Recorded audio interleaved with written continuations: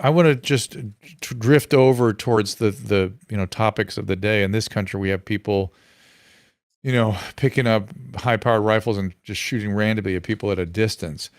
Do you have any sense of what that is, or where those people? A lot of ink is being spilled on sort of them being odd, or having difficulty with social functioning, and I'm not sure people even know what they're saying when they sort of take aim at these people with those sorts of observations. But I wonder if you have any insights into what's going on there.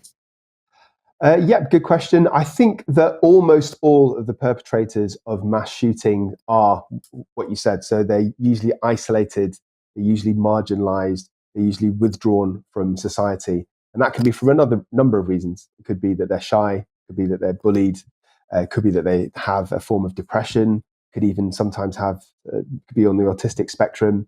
So you have that, and then that's usually always on a background of some kind of social issues. So whether that's poverty, whether that's a lack of a job, whether that's drug use. So you have all these layers. And then, as we were talking about before, they usually have some kind of grievance. It's either against an individual or a group of individuals, such as, school shootings when they were bullied, or it's against a section of society. So you might have some, right-wing individuals who believe that their jobs have been taken by immigrants, for example. In some way, they feel wronged. You have the incel culture. So you have men who feel entitled towards getting sexual partners. So there's something that makes them feel, as I was saying before, inferior and feel wronged. And they just make this snap decision to do something very extreme and ununderstandable about it. Do you have any hope that we're going to tackle some of this stuff? Do you have any theories on how we could, sort of be more preventative? That is a great question. I think there are solutions, but I think all of the solutions take funding. It's all about money at the end of the day. I think it is harder to do in the States than it is to do in the UK, because I think your healthcare system and your mental health system is not as well provided as ours is already. So you've got a big deficit to catch up with. You've got problems with health insurance, whereas our healthcare is provided for free. And then you've got access to guns. Probably not a particularly comfortable topic to talk about, but it's definitely a factor of why you have these mass shootings in America, and you don't have the equivalent kind of crimes in the UK. But to be specific, I think it is about both the social care and psychiatric care. So you can have all the secure units and you can have all the forensic psychiatrists like me that you want. But if you don't take away some of the social problems like poverty, like lack of jobs, like all these deprived areas with gang culture, then I think you're going to be fighting an uphill challenge. So if you can tackle those by funding, by extra school activities, by social clubs, by providing people with legitimate ways of making a living, then that's going to decrease the chances, I think, of people lashing out at society. Could I ask you, Dr. Drew, what do you think the I don't know. I feel overwhelmed by it, because I feel there's tons of jobs now. We can't find enough people to fill the jobs at the moment. And so it's not really lack of jobs. It may be a failed education system, which is really where we lose people right away. For sure, we need real help there. There is hopelessness, and mental health issues that are just profound, and just a pandemic of all sorts of trauma and chaos in people's family systems. And then our systems for addressing that are just flimsy at best. They're just not even, they're not there. You're not allowed even to identify these things and sort of go after them. It's just not happening. I don't know what our problem is. Yeah, we have an inadequate supply of psychiatrists. We have no psychiatric beds. Our community healthcare centers are just sort of clearly not been working. People come in and really work hard. There's services there, but it's hard to get the engagement. It's really an overwhelming situation. It's very difficult. And I think what our government does is kind of throws money at people rather than coming up with a systematic kind of, evidence-based way of dealing with things.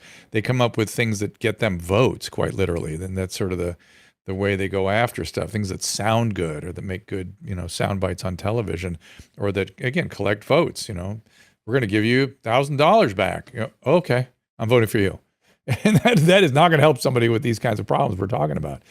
And then again, as I've told you before, again off camera, the laws in this state, you're prevented from helping anyone. I mean, the idea that you could put somebody in treatment for weeks, just it's like nirvana. Like what? It's not that we don't have the resources to do that. The laws prevent it. The position is, who are you to say? And families with resources and physicians and all sorts of structured living ready to hand are told to scram. Who are they to tell anybody how to live their life? That's sort of the attitude that our state government takes. How dare you tell your schizophrenic, heroin addicted son how to live his life? He's living his best life on the street, and you just think he should live the way you want him to. It's literally the philosophy that they come up against.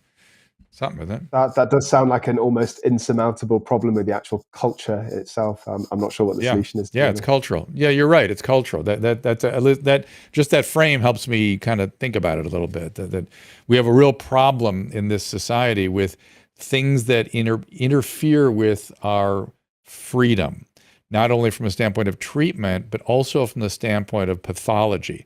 The idea that our will, our self-will and motivation is affected by an illness? No, not possible.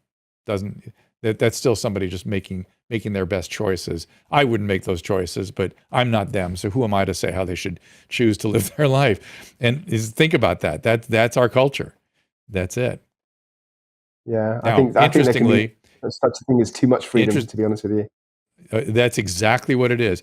And interestingly, if that patient we were talking about that's living their best life has a dementia and we don't jump in and help that person, well, now we're guilty of abuse. We've abused that person by not jumping in and taking care of things. But a schizophrenic with the same symptom complex, agitation, irritability, disorganization, hallucinatory, that patient, you're not allowed to walk up to them and offer help. But the dementia patient, if you don't help them, you're guilty of abusing that person. Isn't this crazy? Super duper crazy, right? Same organ system, brain, same symptom complex, and we have laws protecting one and preventing the other. Yeah, that is just completely illogical. I think our problem in the UK is slightly different from yours. So we have systems in place and we have a culture that wants to help people who are mentally ill, but we don't always have the resources, particularly in the deprived areas. So you mentioned before a lack of hospital beds. I can absolutely resonate with that. So, I work in two criminal courts in London, and I cannot tell you the number of times where we found somebody detainable. So they're so unwell that they need to be sectioned under the Mental Health Act, but we just cannot find the beds. Yeah. So they end up going back to prison while they're waiting for a bed, and they get the bed by the hospital releasing the least unwell person. So that doesn't necessarily mean a person that's ready for discharge, but they're just desperate for the space. And I have to say, over my career, I've noticed that patients are coming through the criminal justice system far more often. So maybe 15 years ago, 20 years ago, if they were psychotic, hearing voices, a risk to themselves, they would end up in hospital. Whereas now, because there are so few hospital beds, the level of risk has to ramp up. They need to be attacking people, stabbing random people, shouting at random people in the street before we even consider sectioning them, which to me is just really counterintuitive. Yep. Well, here we'll go one step further. If they're swinging a machete around and then go, I don't want to kill anybody anymore. I'm going to go have dinner, by panhandling at the freeway, and I've got a tent under the freeway. That's it. They get out.